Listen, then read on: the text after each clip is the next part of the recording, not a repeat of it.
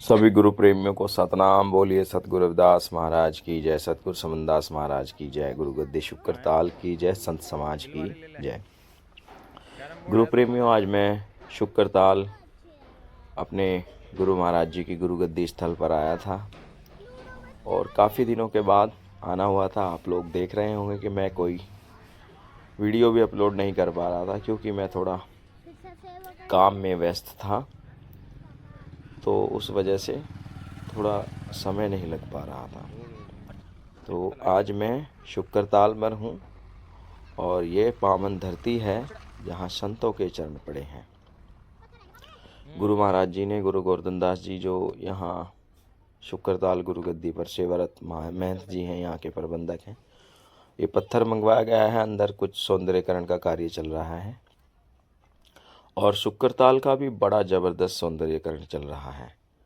योगी जी ने यहाँ बहुत कई सौ करोड़ रुपए की लागत से शुक्रताल को एक सुंदर बनाने के लिए बहुत सारे काम छिड़े हुए हैं। तो ये अपना गुरु जी का आश्रम है और हम काफ़ी दिनों के बाद महाराज जी के दरबार में आए हैं कि आज मत्था टेक लें। और यहाँ हर महीने की 2 तारीख की रात को सत्संग फरमाया जाता है, जिसमें काफ़ी संगत दूर दराज से आकर के प्रति महीने का सत्संग सुनती है। और ये अपने महाराज जी यहाँ बैठे हुए हैं।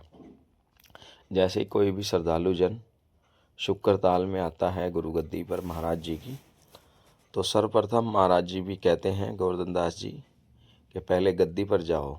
कुछ भी आदमी अपनी जो श्रद्धा होती है वो पहले सतगुरु महाराज जी के स्थान पर ही जा कर के अपनी पूजा, अपनी सेवा जो भी होती है वो महाराज जी के चरणों में मत्था टेक करके आशीर्वाद प्राप्त करते हैं गुरु गद्दी पर।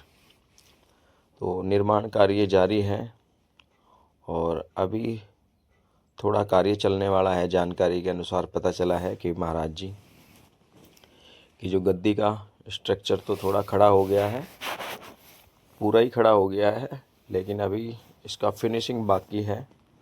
जो भी अपर मटेरियल लगना है, कुछ भी ईंटें लगो या पत्थर लगो, तो उसकी भी तैयारी महाराज जी की चल रही है। मेरी माता जी भी साथ में आई हैं, बच्चे भी हैं। तो हम लोग जो हैं अभी गद्दी की तरफ जा रहे हैं और ये गुरु महाराज जी के दरबार में हम आ गए हैं।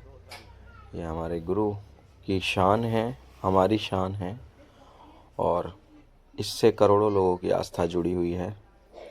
सतगुरु के दरबार में हर धर्म का अपना एक केंद्र होता है, वैसे ही सतगुरु समनदास महाराज जी का ये केंद्र है और बहुत सारी शाखाएं हैं।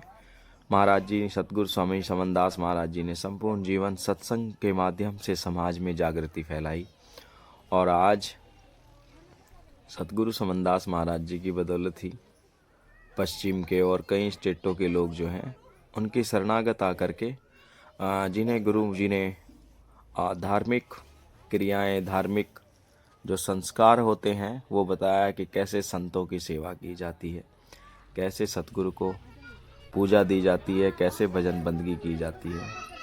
और गुरु रविदास महाराज जी के ज्ञान से अवगत कराया गुरु समनदास महाराज जी ने लोगों को। और जितने भी गुरु जी के आश्रम हैं वो सभी सतगुरु रविदास महाराज जी के नाम से बने हुए हैं।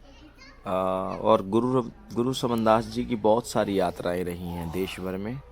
उन्होंने बहुत सारे भ्रमण किए और समाज को जगाने का कार्य किया।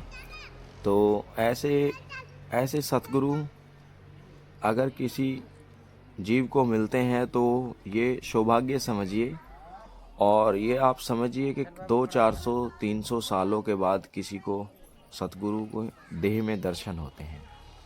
तो बड़ा सौभाग्यशाली हैं वे लोग जिनको सतगुरु समनदास जी और बड़े पहुँचे हुए संतों के दर्शन होते हैं, उनकी संगति मिलती है, उनके सत्संग सुनने को मिलता है, उनके मुखारबिंद से उनके अमृत वचन सुनने को मिलते हैं।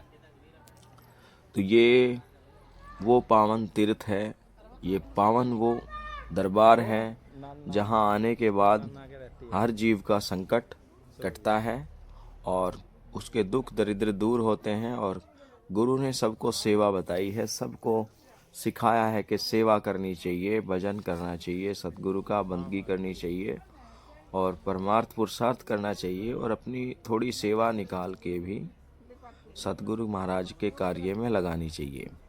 उनके सेवादार निरंतर सेवा कर रहे हैं और कई कई घंटे लगातार बैठे रहते हैं। और ये गुरु जी का प्रांगण है। सतगुरु रविदास महाराज जी विराजमान हैं।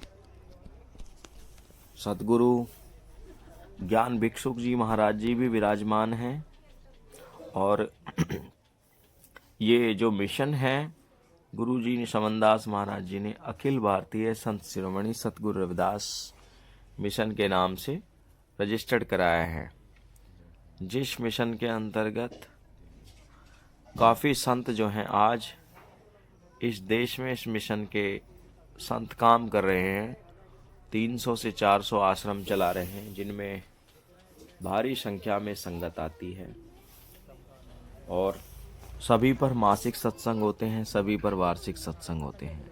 सतगुरु रविदास महाराज जी की जो सत्संग परंपरा थी उसी को ही गुरुदेव ने आगे बढ़ाया और बहुत अच्छा लगता है। देखिए, नहीं तो छोटे छोटे बच्चों को जो हम सिखाते हैं वही वो सीखते हैं। तो सत्कार और अपने गुरु को नमस्कार कैसे किया जाता है, ये सब चीज़ें।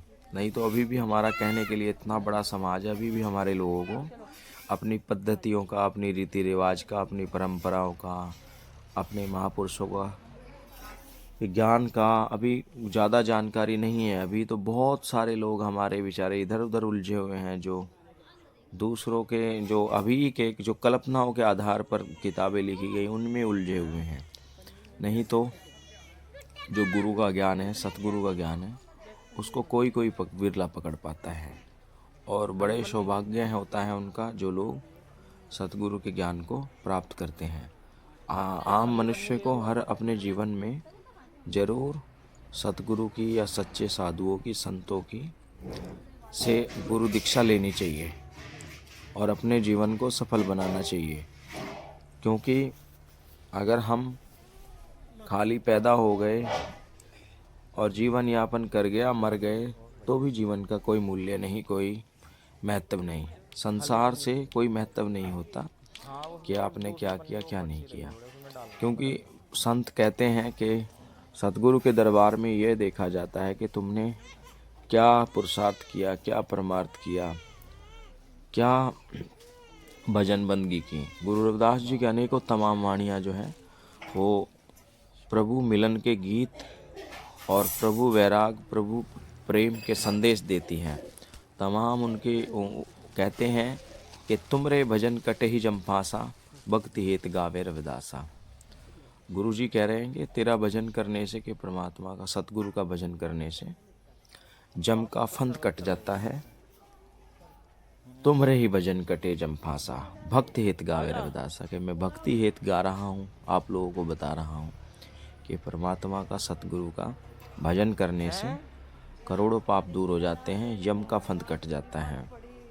गुरु रविदास जी ने तमाम अपनी वाणियों में बहुत अनेकों जो पुरातन की या पौराणिक कहानियाँ हैं, उनमें शास्त्रों में भी उनका वर्णन है। जैसे अजामिल का जिक्र किया है कि अजामिल पिंगला लोबत कुंचर गए हर के पास, ऐसी दुर्मत निज तरे तो क्यों न तेरे रविदास। गुरु रविदास कह रहे हैं कि जब सतगुरु रविदास जी ने अपनी वाणियों में अनेकों प्रमाण दिए हैं और वो कह रहे हैं अजामिल पिंगला लोबत कुंचर गए हर के पास, ऐसी दुर्मत निज तरे तो क्यों न तरे रविदास। उन्होंने पिंगला वैश्य का भी जिक्र किया है। पिंगला नामक एक वैश्या हुई है, उसने सारा जीवन वही वैश्यावृत्ति की, लेकिन एक दिन उसके पास कोई ग्राहक नहीं आया। तब उसको लगा कि अब तेरा शरीर को देख कर के लोग नहीं आते हैं, अभी तो बूढ़ी हो गई है, ये काम बंद कर दे। तो उसको एक आध्यात्मिक वैराग हुआ कि वास्तव में यहाँ कोई अपना नहीं है, सब ये जो है शरीर के सुख भोगने के लिए लोग होते हैं, लेकिन अंततः हम लोगों को मिट्टी में मिल जाना होता है। तो उसने परमात्मा की भक्ति में, उनके भजन वैराग में वो लग गई, तो उसको भी मोक्ष प्राप्त हुआ, उसने भी परम पद को प्राप्त किया। तो गुरु रविदास जी ने उसका भी जिक्र किया है। अजामिल पिंगला लोबत कुंचर गए हर के पास। तो अजामिल एक ब्राह्मण हुआ है, वो बुरे कर्म करने लगा था, एक वैश्या से शादी कर ली थी, बच्चे भी उसने छोड़ दिए थे अपने, बड़ा एक विद्वान था, लेकिन अंततः वो अब उसकी कुमति हो गई थी, वो गलत रास्ते पर चला गया था, बच्चे अपनी घरवाली को भी छोड़ दिया था, उसके चक्कर में पड़ गया था।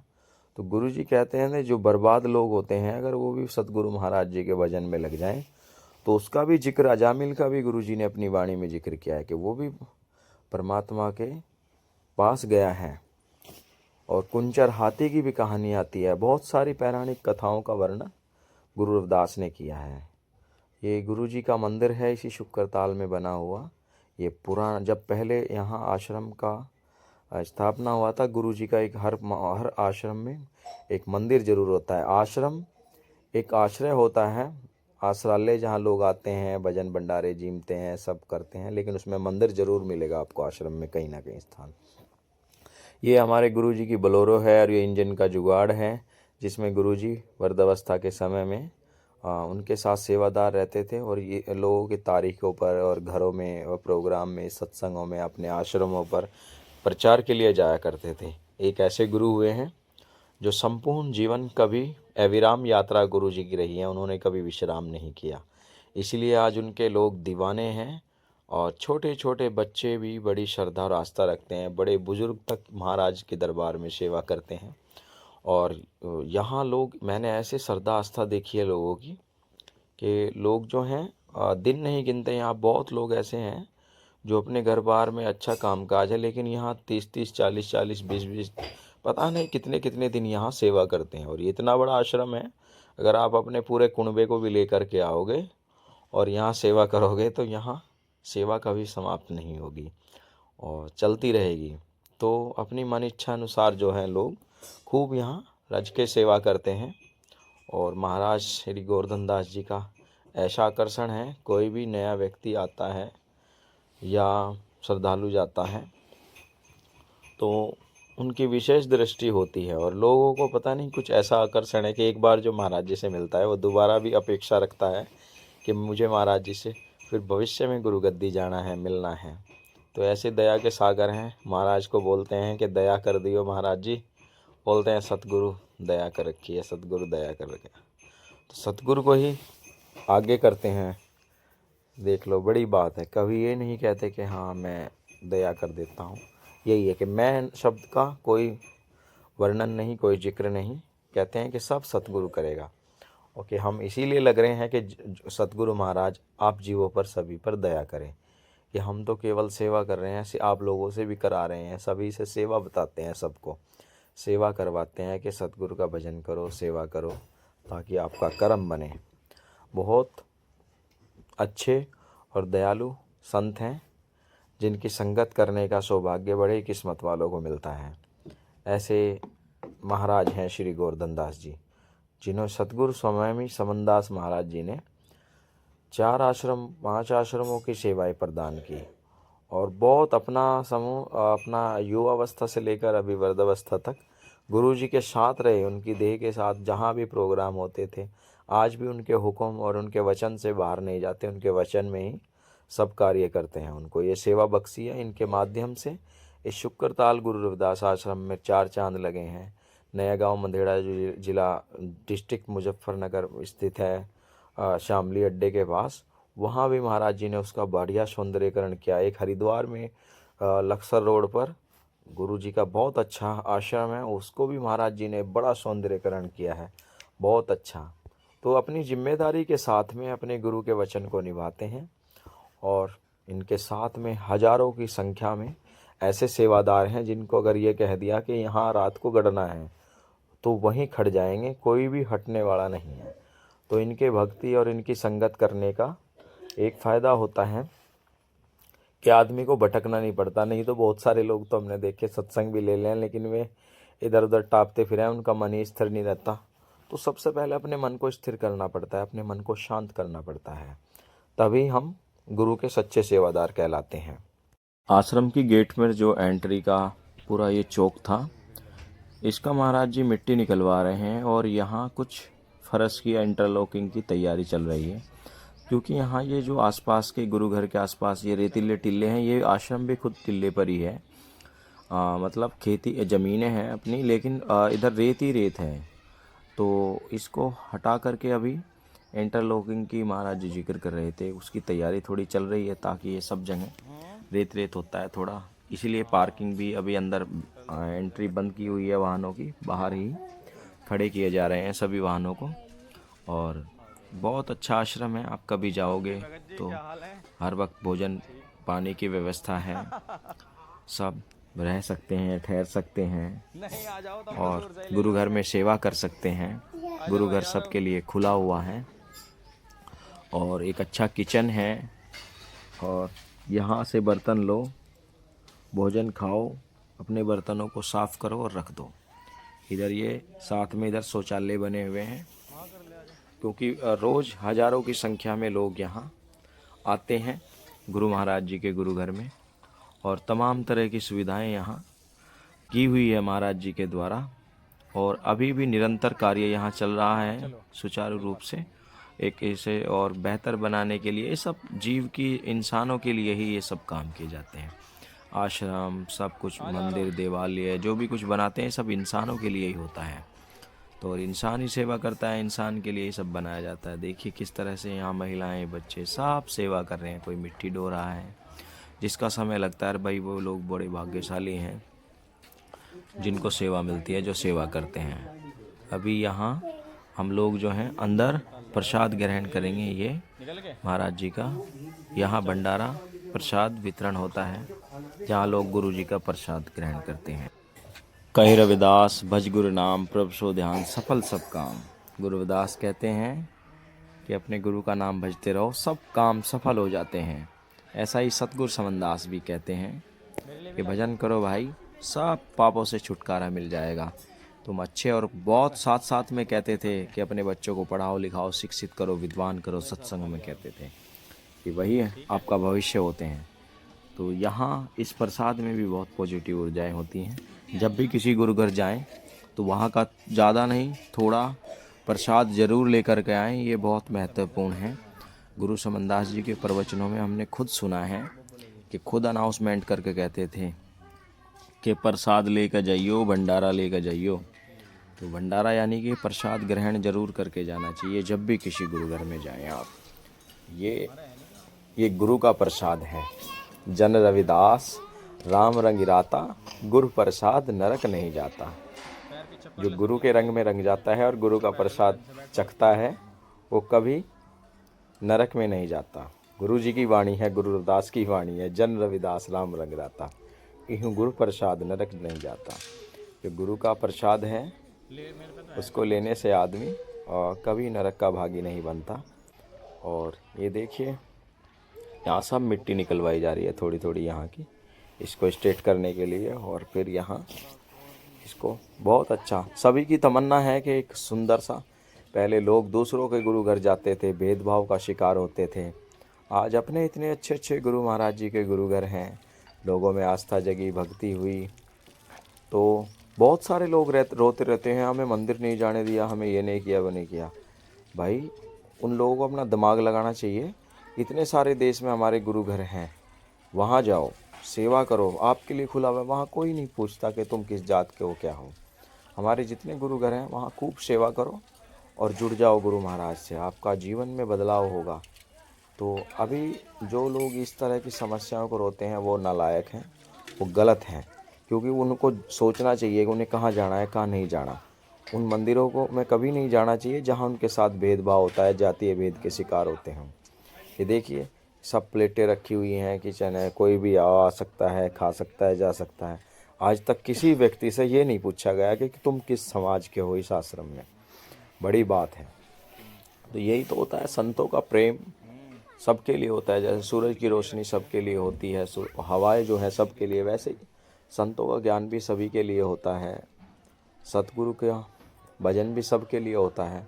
और आज ऐसा ही नहीं, यहाँ बहुत सारे जाति समाज के लोग भी यहाँ सेवा करते हैं। और सतगुरु समनदास जी ने एक अखंड समाज का निर्माण किया है जो सत्संगी समाज कहलाता है, समनदासी कहलाते हैं, गुरु रविदास को मानते हैं। जातीय बंधन को तोड़ करके संतों ने बहुत बड़ा काम किया है कि उन्होंने सबको एक मार्ग दिया, एक रास्ता, एक जैसा ही भजन, किसी के साथ कोई भेद नहीं, सब अभेद हैं। साक्षात गुरु महाराज सबके पास विराजमान हैं। तो ये लोग यहाँ सेवा कर रहे हैं। अभी क्या किसी के माथे पे थोड़ा ही ना लिखा हुआ है किसी की क्या जात है क्या नहीं है। जाति तो शादी ब्याह के लिए है, बाकी जाति का कोई और उपयोग नहीं है। तो यहाँ सब लोग सेवा करते हैं। मैं धार्मिक रूप से मानता हूँ कि गुरु रविदास जी सबके हैं। उन्होंने बहुत, गुरु रविदास कहते हैं पंडित सूर छत्रपति राजा भक्त बराबर और न कोई, कि कितना ही बड़ा पंडित हो, कितना ही बड़ा सूरमा हो, कितना ही बड़ा छत्रपति राजा हो, भक्ति की बराबर, भक्त की बराबर, भक्ति उपासना करने वालों की वो लोग भी कभी बराबरी नहीं कर सकते। तो सेवा सच्ची निष्ठा और ईमानदारी से हो तो वही सेवा हमारी लगती है। और गुरु जी के बड़े, मैं फिर कह रहा हूँ कि बड़ा सौभाग्यशाली होते हैं वो लोग, बड़े अच्छे कर्म होते हैं उनके जो सेवा करते हैं। तो सेवा ज़रूर करनी चाहिए गुरु घरों में, जिसका समय लगता हो, जिसका नहीं लगता। सेवा के कई प्रकार होते हैं। सेवा आदमी तन से भी करता है, मन से भी करता है और धन से भी कर देता है। कई लोग धन से सेवा करते हैं। तो सभी का अपना अपना सेवा करने का एक जरिया होता है। बहुत सारे लोग काम में व्यस्त होते हैं, वो पैसे की सेवा करते हैं। तो अपनी तरफ से कुछ ना कुछ ज़रूर करना चाहिए और यही गुरु महाराज जी ने बताया है। तो सेवा करने वालों का स्थान बहुत अलग है, आम जीव के सोच से भी परे हैं। उनको तो गुरु अपने चरणों में रखता है। और सेवा और परमार्थ करने से, संतों की संगत करने से जस कीर्ति बढ़ती है। इसलिए हम सब लोगों को सेवा करनी चाहिए। बड़े बड़े प्रमाण हैं दुनिया भर के धार्मिक ग्रंथ। दुनिया तू उच्चा दिसदा, दरबार साधुआं दा। दुनिया तू उच्चा दिसदा, दरबार साधुआं दा। दुनिया तू उच्चा दिसदा, दरबार साधुआं दा। हुंदा रहा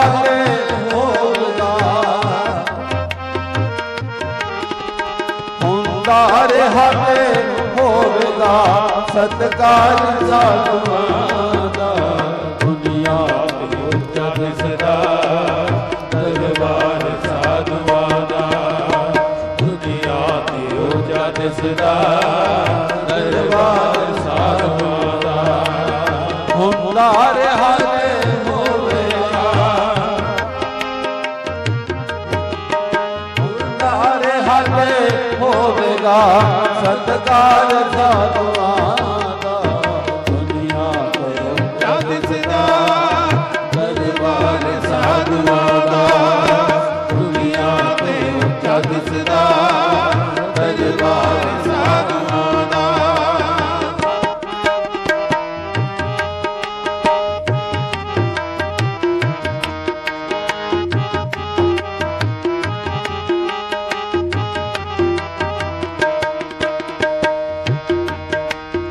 एह प्रेम दे पुजारी सो में प्यार दे।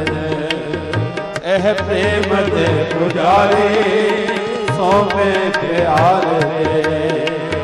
एह नाम दी हमेशा खुशबू खिलार दे। एह नाम दी हमेशा